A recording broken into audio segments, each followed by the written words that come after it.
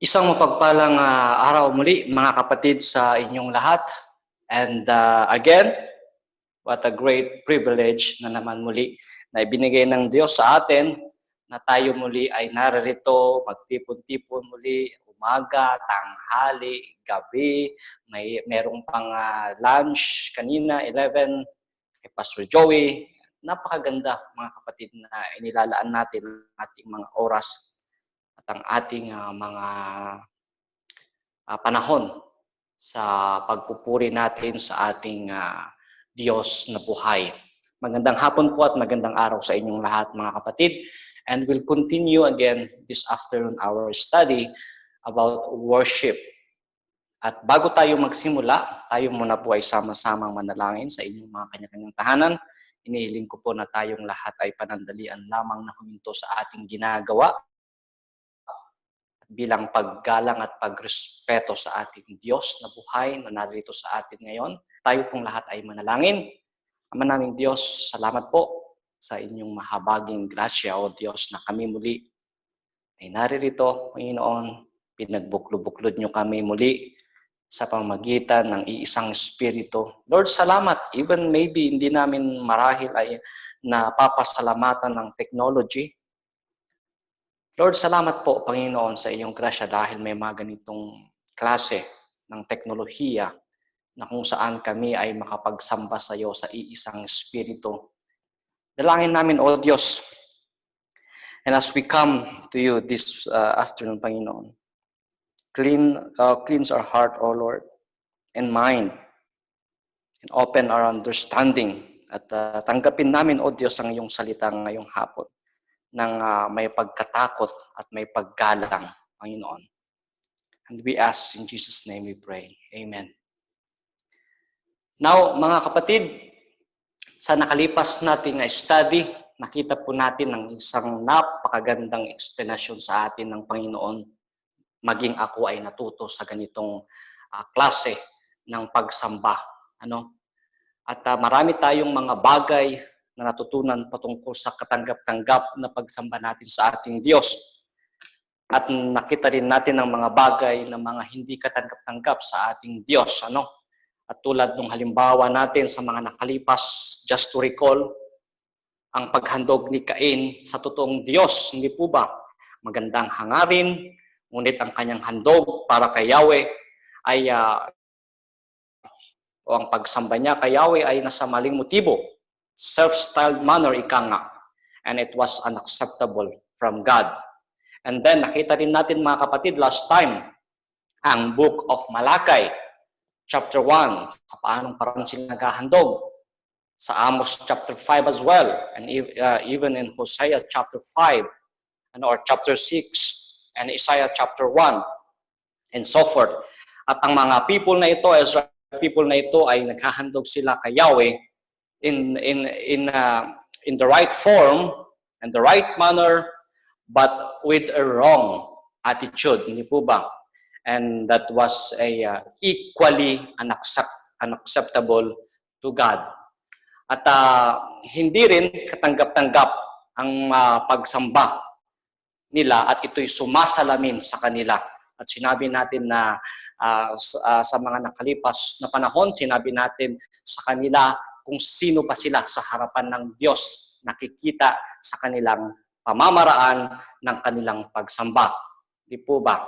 At nakita rin natin ang maging kung ano ang katanggap-tanggap na pagsamba sa ating Diyos na buhay. At ayon sa ating mga napag-aralan ay may mga tunay. Kung meron tayong tunay at ganap na pagsamba sa ating Panginoon, meron tayong kaligtasan na tinanggap mula sa Panginoon, then ang ating pagsamba sa Panginoon ay nagkakaroon ng katanggap-tanggap dahil ang nakikita ng Ama sa atin ay hindi yung arner na makasalanan, kundi ang nakikita sa atin ay ang Panginoong Jesucristo. Kaya ang ating pagsambang ginagawa sa lahat ng ating ginagawa, whether you eat or drink, ay nagiging katanggap-tanggap sa harapan ng Diyos dahil ang nakikita ng Ama sa atin ay hindi si Arnel, kundi ang Panginoong Jesus. Ngunit, sabi natin, maliban na wala tayong ganap na relasyon at kaligtasan mula kay Jesucristo, then, nagiging walang saysay ang lahat ng ating mga ginagawa. Tama po ba? So, yun yung ating mga nakalipas na pag-aaral. Now, back to our text sa hapong ito, marapatin na basahin po natin ang bawat isa. Mula pa rin tayo sa aklat ng John chapter 4, verse 20 to 24. And sabi po dito, basahin ko ulit, our ancestor worship on this mountain, but you Jews claim that the place where we must worship is in Jerusalem. 21, woman, Jesus replied, believe me, a time is coming when you will worship the Father neither on this mountain nor in Jerusalem. Verse 22, you Samaritan worship what you do not know. We worship what we do know. For salvation is from the Jews. 23, yet a time is coming and has now come when the true worshippers will worship the Father in the Spirit and in truth. For they are the kind of worshippers the Father seeks. And 24, God is Spirit and His worshipper must worship in Spirit and in truth. Napakaganda muli ng ating pag-aralan, mga kapatid. And I'm excited again to share sa bawat isa sa atin ito. Now, from the moment na sinimulan natin ng text na ito sa John, sa aklat ni John, we have focused on the most important passage in the New Testament na naisulat about on worship. Makikita ninyo dito sa verse 23 na ating binasa, dito nakatuon ang main purpose ng tunay na pagsamba. The Father seeketh, or the Father seeks such to worship Him. Ibig sabihin, napakahalaga talaga ng worship, my friends. Dahil ito ang hinahanap ng Diyos sa atin, although na alam natin na yan ay figurative language, na although na hindi siya naghahanap, ibig sabihin merong mas malalim o i-illustrate ng Father ang paghahanap na ito sa ibang mas malalim na kahulugan. And that's a figurative language na ibig kong sabihin sa inyo. Ang tunay na mga mananamba. In fact, it is the most important activity that man can be involved in the worship of God. Kaya nga itong ating ginagawa ngayon, even sa inyo mga kanya-kanyang tahanan ngayon na nanonood, isa itong pribilehiyo sa atin. Kung sino man ang ating mga nanonood ngayon, that's a privilege sa atin na ibinigay ng Diyos upang tayo ay makapag-worship sa ating Diyos. Okay, now, brothers and sisters, listen. Worship God in the very core of a Christian response. Ito ang pinakapuso ng ating lahat ng ginagawa. And to worship is simply to recognize the worth. Sino yon? Ang Diyos. The value. Sino yon? Ang Diyos.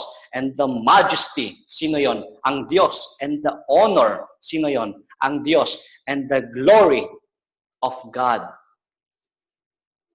Okay, now, I tell you something. You know, during 1717 year, may isang grupo na lumitaw sa London, Europe. This is a true story. This is not gawa-gawa lang. Maganda ang hangarin ng grupong ito. Maganda ang purpose nila na ang tao ay ilapit sa Diyos sa tamang pagsamba. Maganda ang hangarin nila. At kalaunan, tinawag nila ang grupong ito na Masonic Lodge or Free Masons. I-search nyo yan sa Google at lalabas yan. Isang uri sila ng religion. And I believe, my friends, they are a classic illustration of unacceptable worship. And I tell you something. And within 30 years, ang grupong ito ay lumawak throughout Europe and the American colonies. And they became very popular, famous in colonial America. Kilala sila. And then, April 1917, naglabas ang IOWA Quarterly Bulletin. At sinasabi nila sa kanilang pahinang ganito, Masonry is a divinely appointed institution designed to draw men near to God, to give them a clearer conception of their proper relationship to God as their heavenly Father, to men as their brethren, and the ultimate destiny of the human soul. Yan ang kanilang sinabi. Yan ang kanilang quote sa kanilang pahina. Now, you may asking me, or you may ask now, what is the point, Arnel? My point is this. This group of people is religion, is a kind of religion. That is a religion. Kaninang umaga lang, hindi po ba? Nilinaw at ipinaliwanag ni Pastor John sa atin kaninang alas 7 ng umaga ang about religion. Napakaganda, napakalinaw. Ewan ko lang kung bingi ka, hindi mo maintindihan yun siguro. O kahit bingi ka, maintindihan mo yun sa mga sulat pa lang. Malinaw kung ano ang kahulugan ng religion. At anumang bagay ito na nagsasabing ito ay isang hinirang na mga grupo o isang institusyon, anything that says it's a divinely appointed institution na dinisenyo ito sa mga tao para ilapit sila sa Diyos to give them a clear conception of their proper relationship to God, to men, and the ultimate destiny of their human soul. That's a religion. You hear that? That's religion. Masonry ay isang uri ng religion. Even though they don't want to admit it, hindi nila ito tanggap at hindi nila kiniklaim na sila ay isang uri ng religion. Hindi nila inaamin sa kanilang grupo na isa silang relihiyon. Now, I tell you something. Do they worship God? Sinasabi nila, oo. They say they worship God. They say they worship the true God in the true form, in the true manner, and with a true attitude. Sa nakalipas nating topic, yes, sinasamba daw nila. Now, si Albert Pike, hindi si Albert natin, Albert Pike, isa sa mga members o member ng grupong ito, Masonry, ay isa sa kanyang isinulat ang librong may title na Morals and Dogmas. Ewan ko po kung familiar kayo dito. Ang iba ay marahil hindi, ang iba ay maybe familiar. At dito nag-appear ang kanilang Bible edition na tinatawag nila itong Hertel's Bible. Isa rin itong version ng Bible. Ano, i-search nyo yan, lalabas itong Hertel's Bible. So, at ang isa sa mga nabasa kong quote nila dito ay sinasabi nila na sila man rin ay naniniwala sa Diyos, and they said that there is a God, one supreme, infinite, in goodness, wisdom, foresight, justice, and benevolence, creator, disposer, and preserver of all things. And as little do we tell the sincere Christian that Jesus of Nazareth was but a man like us.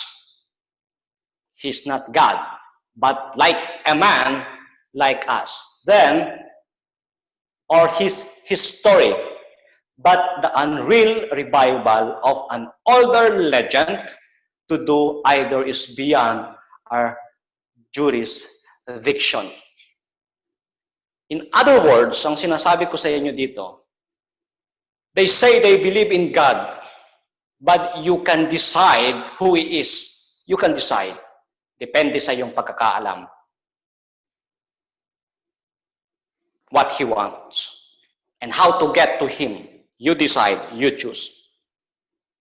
And then they claim all these secret words, and they are told that when they come into Masonry, they're not allowed to speak. Hindi sila pwedeng magsalita.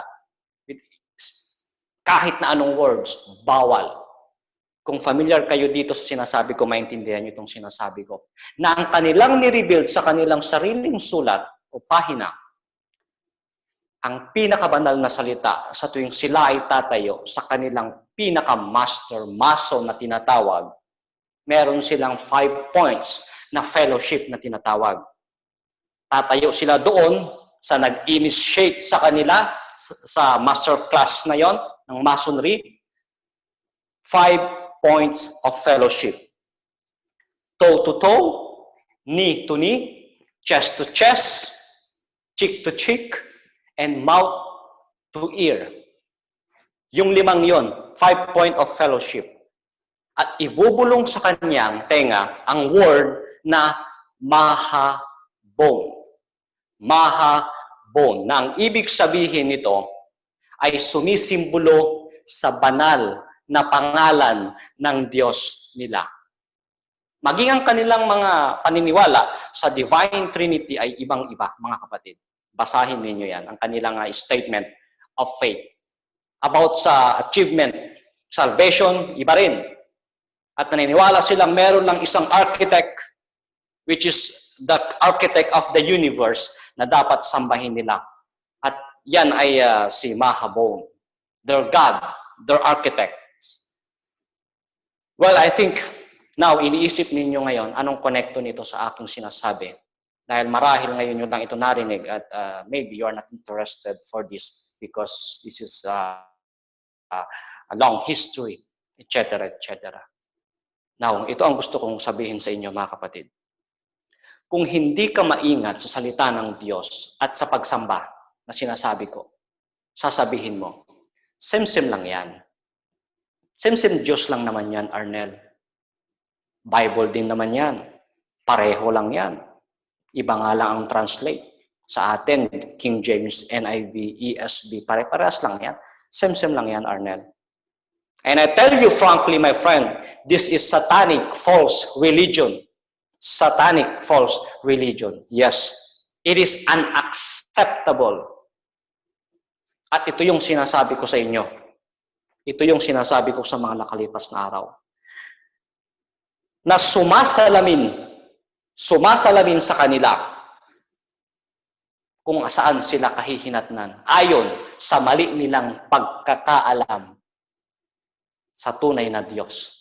Kung saan ang kanilang kapupuntahan, their destiny is determined mula sa kanilang uri ng pagsamba. Kaya nga sa atin, we can determine kung saan ang ating destiny, kung saan ang ating punta, depende sa pagkakaalam mo sa salita ng Diyos. Yes, you believe that you saved from the foundation of the world, but the question, how you live, seems like parang ganito.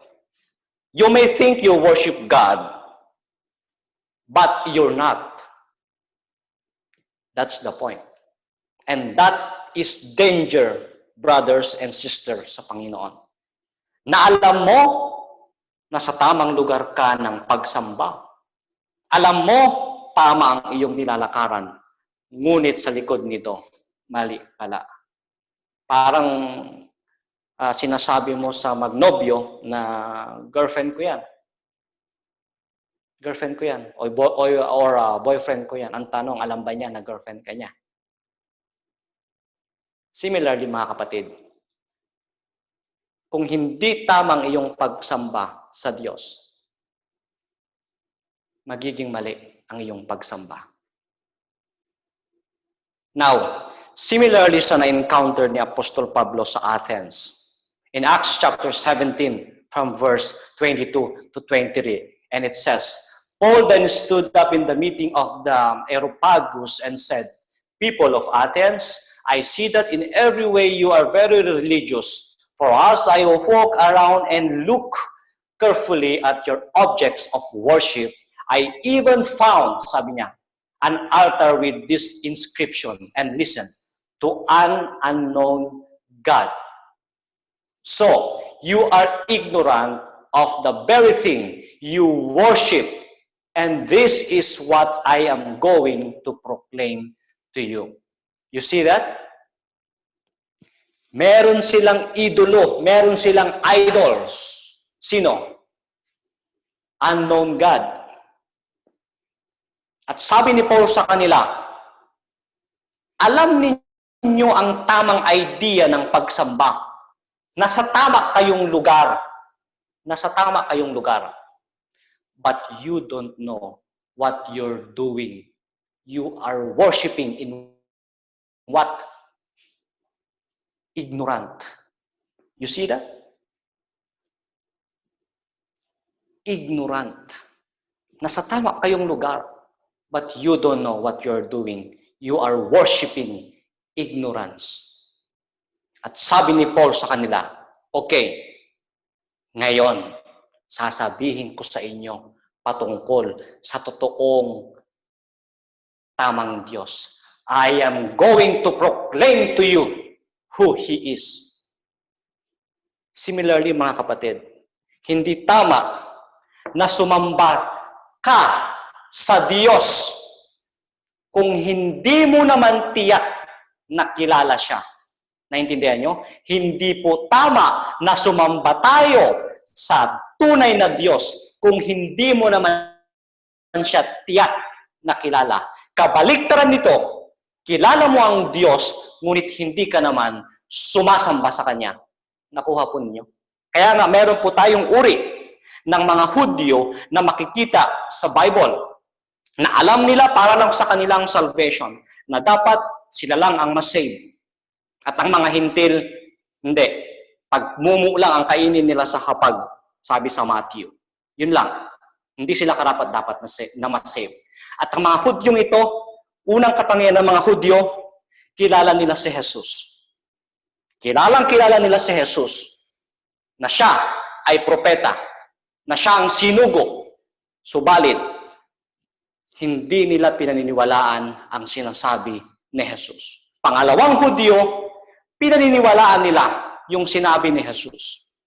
Ngunit, hindi nila ina-acknowledge, hindi nila kinikilala na si Jesus ang Misaya, ang propeta, ang Diyos, anak na hinihintay nila. At yung pangatlong Hudyo, naniniwala sa Panginoong Jesus at nilalakaran niya yung sabi ng Panginoong Jesus. Yan yung mga tatlong uri ng mga Hudyo na makikita natin sa Biblia. Malinaw yan mga kapatid. Kaya nga ang tanong ko sa hapong ito sa atin, saan po tayo sa tatlong mga Hudyong ito? Una, pangalawa, o pangatlo? O baka wala sa nabanggit, atheist kayo. Or it may be you're worshiping supposedly the true God, but in an acceptable manner. And thus, you're not worshiping Him at all. Tulad ng sinabi ko sa inyo, mga kapatid, the goal of salvation is to create true worshipers. That's true. Now, go back to our scripture in Hebrews chapter 12. Nabasa ko na sa inyo ito nung nakaraan. Verses 28 and 21.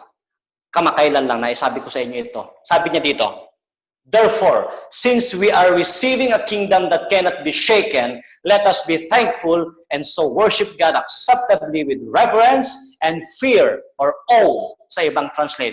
For our God is a consuming fire. Ibig sabihin, ini-illustrate dito ng writer ng Hebrews ang patungkol sa sinasabi ni Jesus sa babaeng Samaritan sa ating text in John chapter 4. Ang isang Samaritana na kausap ng ating Panginoong Jesus. Our ancestors, sabi doon, worship on this mountain. Then, anong sabi ni Jesus sa babaeng Samaritan? Believe me, sabi niya.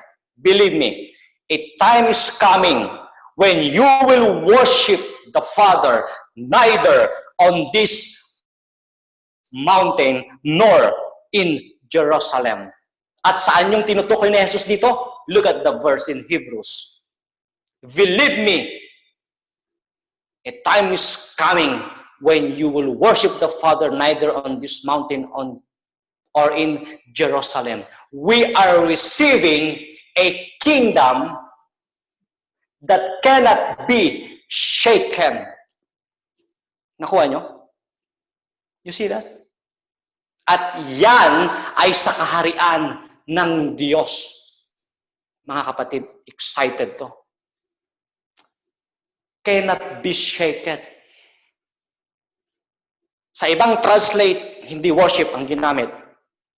Ang ginamit, service. Ang ginamit, service. Or serve, rather.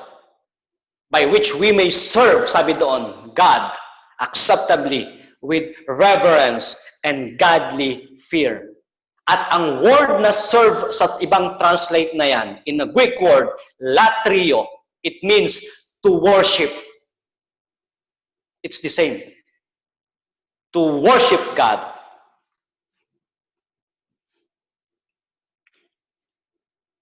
At makikita natin, mga kapatid, ang dalawang bagay o dalawang susi dito sa ating text patungkol sa pagsamba natin sa tamang Diyos. Una, with reverence. Paggalang. Pangalawa, awe or godly fear sa ibang translate. For our God is what? It is what? Is a consuming fire. Nakita nyo yung contrast nilang dalawa? Tandaan po natin ito, mga kapatid.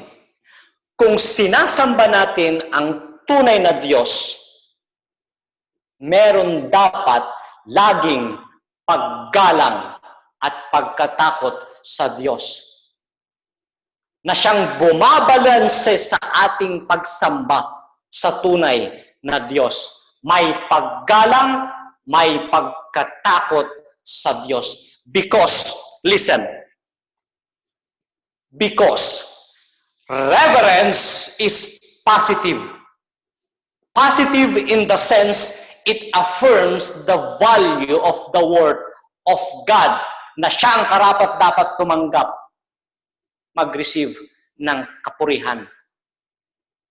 Ang kanyang kahalagahan ang paggalang sa Diyos. And awe or fear of God is a negative. Negative in the sense it affirms the judgment, chastening, punishing, consuming fire. Sa verse 29. Naintindihan nyo? And so, the true worshiper worships out of reverence for God and out of fear or awe of God. And those are very essential, mga kapatid. Napakahalaga po, mga kapatid. Kaya nga sabi ko sa inyo kanina nang tayo manalangin, ihinto nyo muna ang inyong mga ginagawa, manalangin tayo, sumamba tayo sa Panginoon, makinig tayo sa Panginoon, nang may paggalang, may pagrespeto, at may pagkatakot sa Diyos. Dahil ang Diyos natin, He is a consuming fire.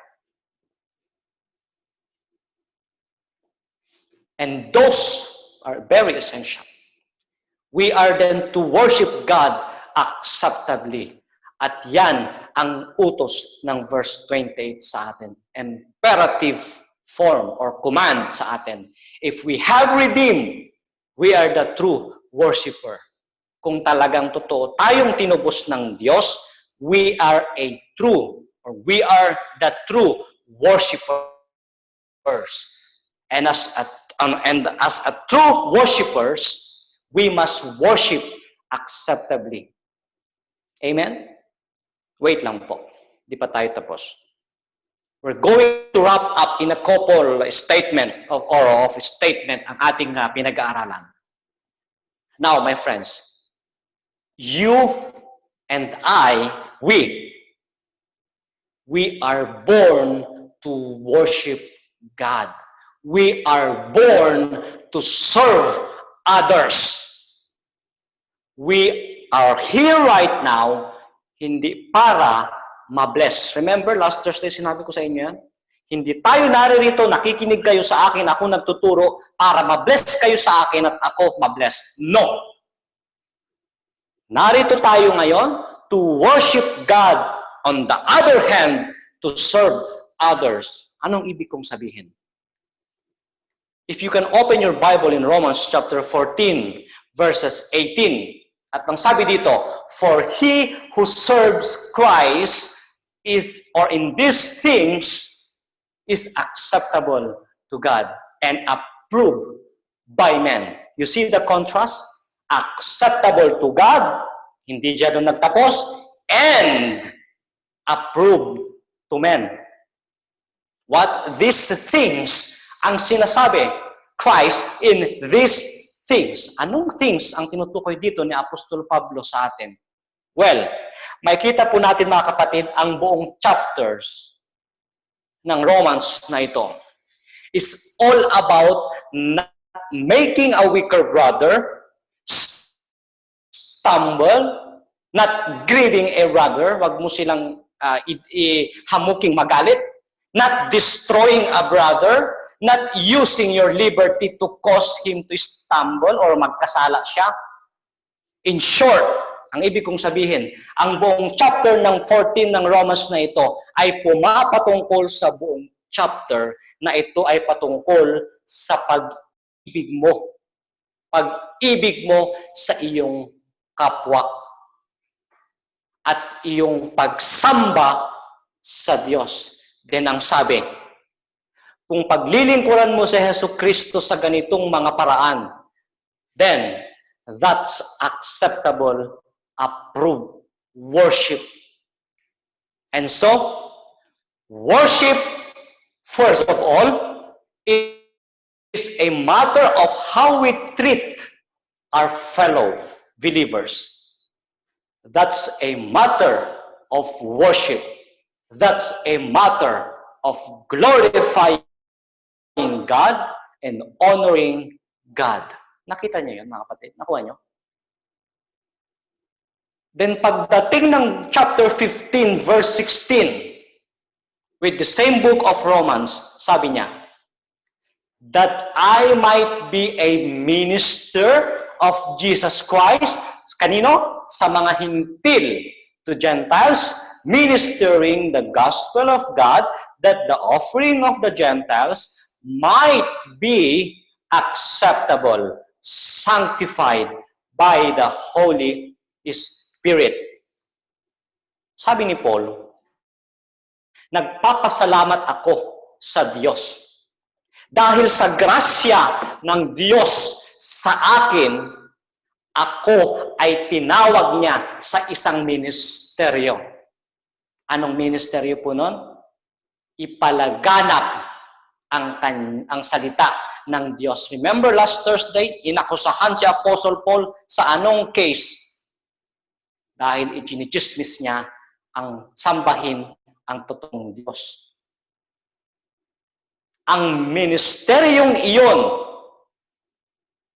ay dalhin ni Paul ang mga Gentiles sa totoong pagsamba sa tunay na Diyos, sanctified, acceptable by the Holy Spirit. Tulad ng sabi ko last Thursday, mga kapatid, ang ating ministry bilang mga tagasunod ni Kristo, bilang isang saint, bilang isang believer, is to bring people to the point where they can worship God. Bakit? Because it is right. Nakaka-amaze lang, mga kapatid, yung sinabi dito ni Apostle Paul. Nakaka-amaze. Sabi niya, I might be a minister for Jesus Christ to the Gentiles. And then tignan nyo, sabi niya, that the offering of the Gentiles might be acceptable, sanctified by the Holy Spirit. Nakita niyo po yon? Yung kanyang desire para sa mga Gentiles ay naroroon. Then, ang ibig kong sabihin sa inyo ngayon, ang isang uri ng magkaroon ka ng isang desire, isang puso na pagsamba sa Panginoon ay yung ilapit mo ang ibang tao sa harapan ng Diyos. So, might be acceptable, sanctified by the Holy Spirit.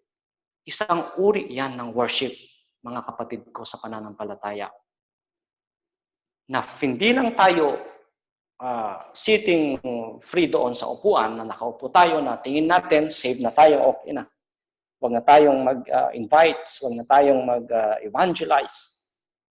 Dahil we are already saved. No. Ihandog mo ang iyong sarili para sa kapakanan ng iba, isang uri yon ng pagsamba. Isang uri yon ng worship. Sinasabi dito ni Apostle Paul, ang kanyang sariling pagka-convert, yung nag-convert sa kanya, ay magdadala sa mga hintil ng kanilang mga handog upang maaring maging karapat-dapat ito at katanggap-tanggap sa banal na Espiritu sa Diyos. You see that? At ang tanong ko sa hapong ito sa atin, ilan po sa atin ang may mga ganitong concern tulad ni Apostle Paul sa kanyang kapwa, na hanggat maaari ay ayaw mo silang mapahamak dahil mahal mo sila sa Panginoon. The question now, my friend, is how you treat your brother and your sister. How you treat the unbelievers. My friends, that's a matter of worship. That's a matter of worship, mga kapatid ko. That's a matter of glorifying God and honoring God, na ang hangarin mo lagi ay dalhin sila sa presensya ng totoong Diyos. Katulad ng kinaso kay Apostol Pablo, na siya'y binigyan ng kaso at iniharap kay Galileo. Bakit? Chinichismis niya kasi na sambahin ang totoong Diyos. That's the right worship. May concern siya sa iba, lalo na sa mga hindi pa nakakakilala sa Panginoon. Tayo po sa hapong ito, ilan sa atin ang nag-invite na manood ng streaming kaninang umaga, kaninang 11 kay Pastor Joey, ngayong 1:30, mamayang 6 p.m., 6:30 p.m., and then tomorrow again, and then Friday service, and whatever service, ilan sa atin po, mga kapatid?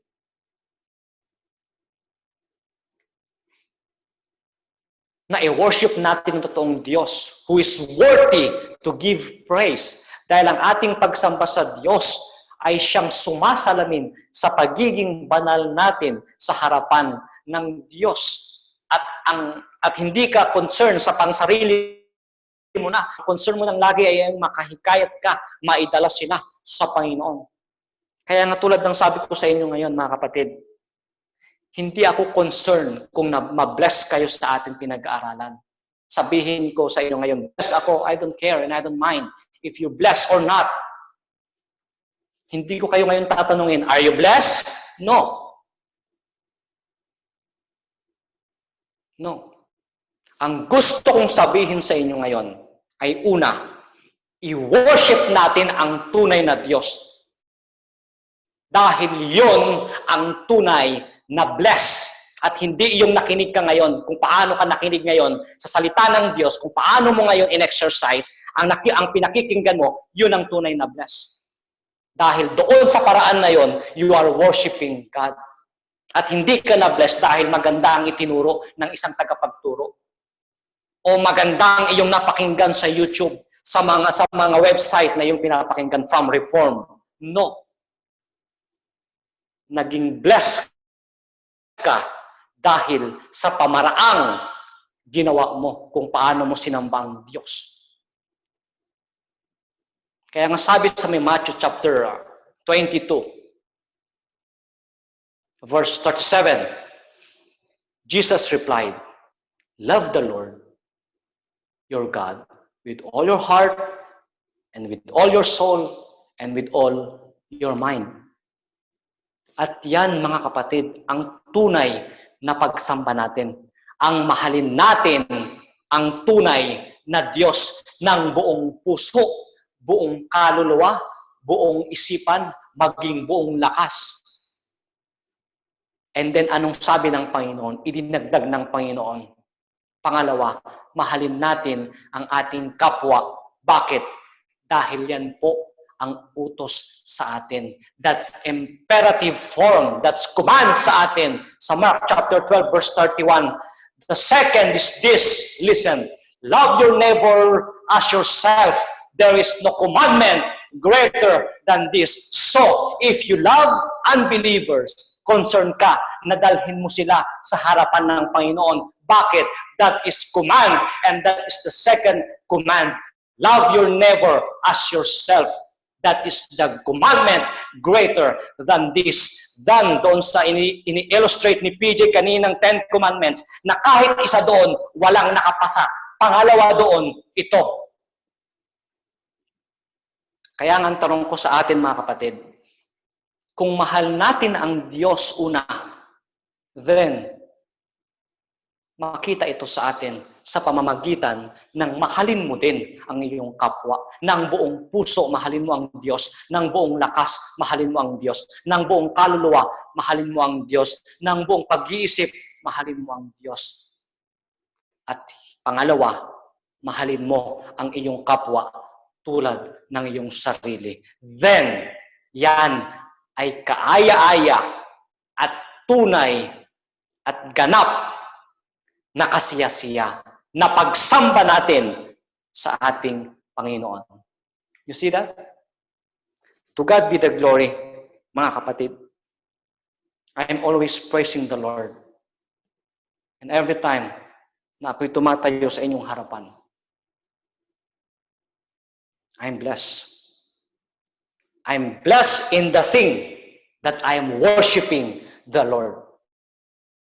Not blessed dahil ito. No. I'm blessed because I'm worshiping the Lord in spirit and in truth.